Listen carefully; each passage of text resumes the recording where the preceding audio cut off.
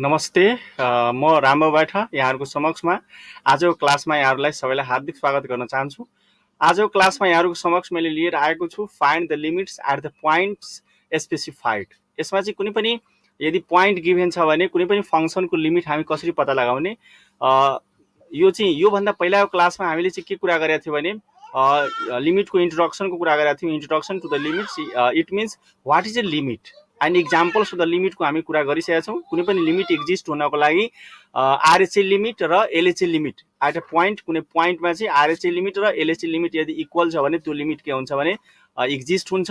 र हामीसँग आज चाहिँ के हुन्छ भने एक्सरसाइज लिएर आएको छौँ। यो तपाईँहरूको बुकको पेज नम्बर 364 मा चाहिँ तपाईँले हेर्न सक्नुहुन्छ। त्यसै एक्सरसाइजबाट हामी चाहिँ क्वेसन नम्बर 1 को ल्याएका छौँ। Find the limits at the points specified f of x equals to x plus 2 for x is greater than or equal to 0, 4x plus 2 for x is less than 0 at a point x equals to 0। त यसमा चाहिँ यसलाई solution गर्दाखेरि सबभन्दा पहिला my dear student यहाँ चाहिँ के गर्नु होला भने पहिला यसमा चाहिँ पहिला के लेख्नु होला, यहाँ taking LHL at a point x equals to 0। यो टेकिङ लेफ्ट ह्यान्ड लिमिट हामी चाहिँ के गर्छौँ 0 लिन्छौँ। लेफ्ट ह्यान्ड लिमिट भनेको मतलब x का सबै भ्यालुहरू के हुनु पर्यो भने 0 भन्दा सानो हुनु पर्यो, अर्थात् all value of x is less than 0, all value of x is nearer and nearer to 0 from the left side, that is called LHL at a point x equals to 0।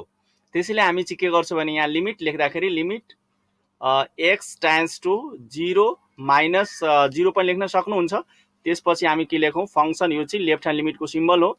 अनि त्यसपछि हामीले यहाँ limit x tends to 0 minus 0। अब यहाँनिर हेर्दाखेरि हामीले चाहिँ के हेरौँ भने कुन हामीसँग दुईवटा कन्डिसन छ। एउटा condition x is greater than or equal to 0 छ, एउटा condition x is less than 0 छ, अर्थात् x इज लेस देन 0 नै हाम्रो चाहिँ के हुन्छ भने लेफ्ट ह्यान्ड लिमिटको कन्डिसनसँग मिट गर्छ। त्यसैले हामी x इज लेस देन 0 को मतलब x का अल भ्यालुहरू 0 भन्दा के छ त लेस छ। त्यसैले हामी चाहिँ यहाँ हाम्रो फङ्सन के हुन्छ त यो 4x प्लस 2 हुन्छ। त्यसैले हामी यहाँ के लेख्छौँ 4x प्लस 2 लेख्छौँ। अब चाहिँ यसमा लिमिटको भ्यालु पुट गर्दाखेरि हामी चाहिँ 4 टाइम्स के हुन्छ 0 माइनस 0 प्लस कति लेख्छौँ 2 लेख्छौँ।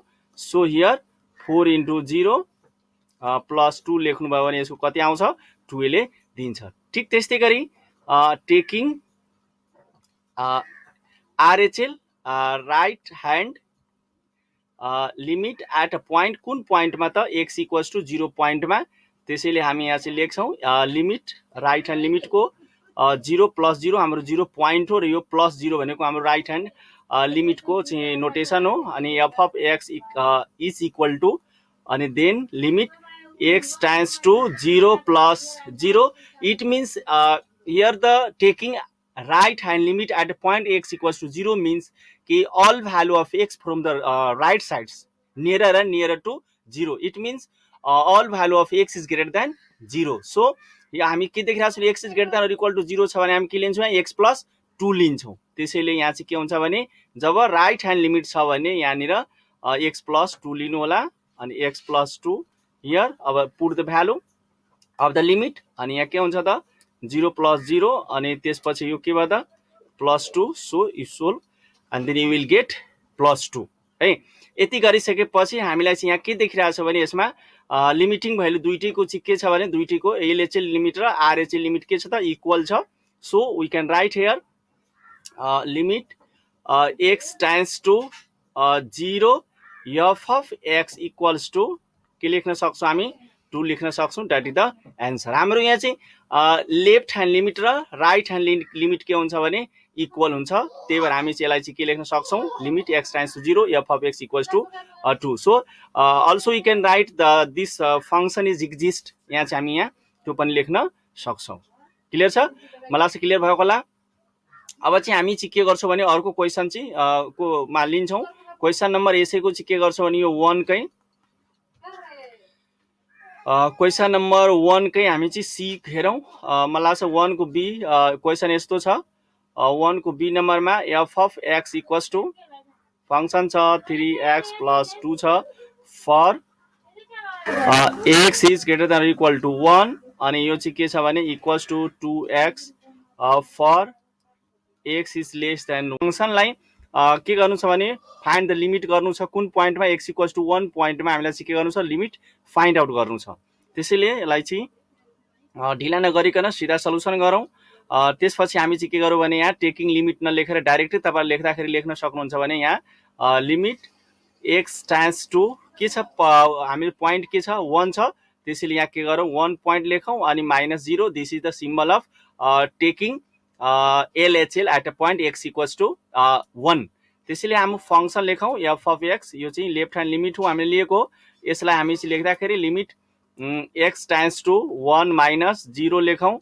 अब यहाँनिर my dear student f of अब चाहिँ taking LHL at a point x equals to 0 हामी चाहिँ लेफ्ट ह्यान्ड लिमिटको कुरा गरिरहेको छौँ। Left hand limit means all value of x is less than 1। अब x इज लेस देन 1 कुन कन्डिसन छ भने तपाईँले हेर्न सक्नुहुन्छ यसमा चाहिँ x इज लेस देन 1 चाहिँ तपाईँको यो कन्डिसनमा छ।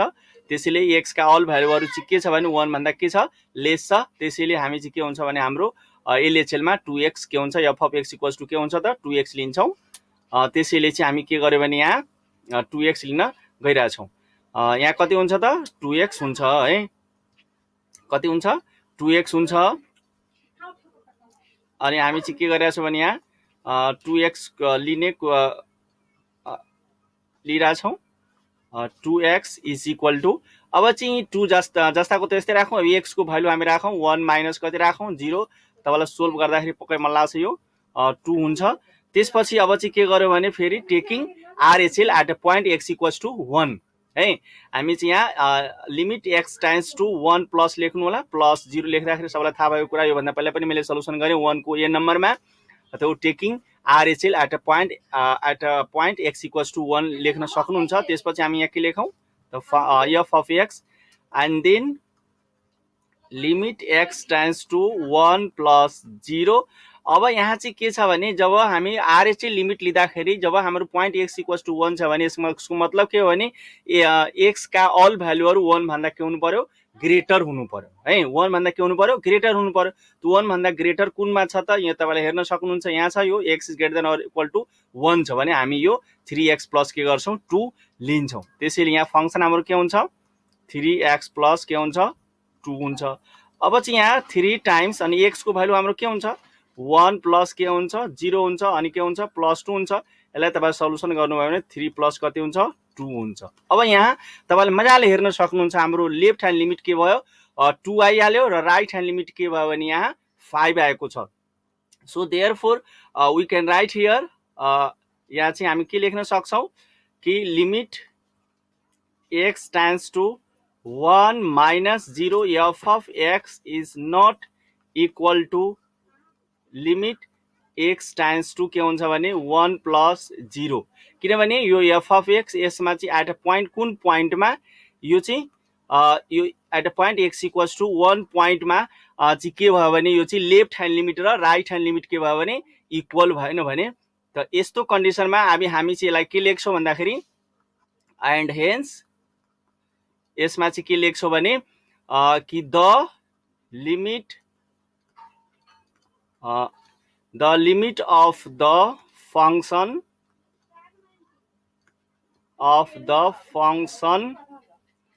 at x equals to 1 does not exist। यो चाहिँ हामी does not exist यो चाहिँ हामी के भयो त the limit of the functions at x equals to 1 does not exist. अर्थात् यस्तो कन्डिसनमा जब LHL लिमिट र RHL लिमिट यदि इक्वल हुँदैन भने त्यस्तो बेलामा लिमिट के हुन्छ एक्जिस्ट गर्दैन।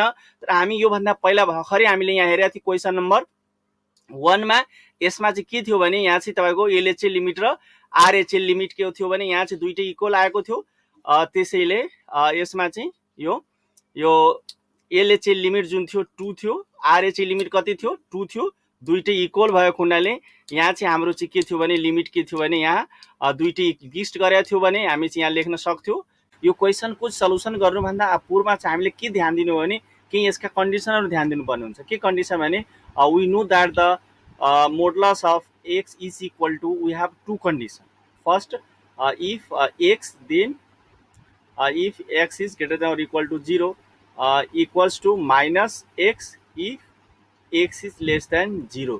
यदि मोडुलस अफ एक्स को दुईटा कन्डिसन हुन्छ अनि प्लस एक्स र माइनस एक्स हुन्छ, प्लस एक्स हुँदाखेरि त्यतिखेर एक्स को भ्यालु 0 र 0 भन्दा ग्रेटर हुँदाखेरि प्लस एक्स हुन्छ र एक्स को भ्यालु लेस देन 0 भयो भने त्यतिखेर के हुन्छ, त्यसको भ्यालु मोडुलस अफ एक्स को के हुन्छ, माइनस एक्स हुन्छ। ठिक यही कन्डिसनलाई हामी फलो गरेर हामी चाहिँ के गर्छौँ भने यो सल्युसन गर्छौँ, इभ्यालुएट द फलोइङ लिमिट। र त्यसैले यसलाई सल्युसन गर्दाखेरि सल्युसन यहाँ चाहिँ हामी के गर्छौँ भने त्यही टेकिङ आरएचएल के अरे left hand limit at a point, र त्यसलाई हामी सिम्बलमा हामी कुन पोइन्टको यहाँ लिमिट हामीसँग छँदैछ, लिमिट एक्स टाइम्स टू 2 छ भने यहाँ एक्स टाइम्स टू 2 माइनस 0 लेख्न सक्नुहुन्छ।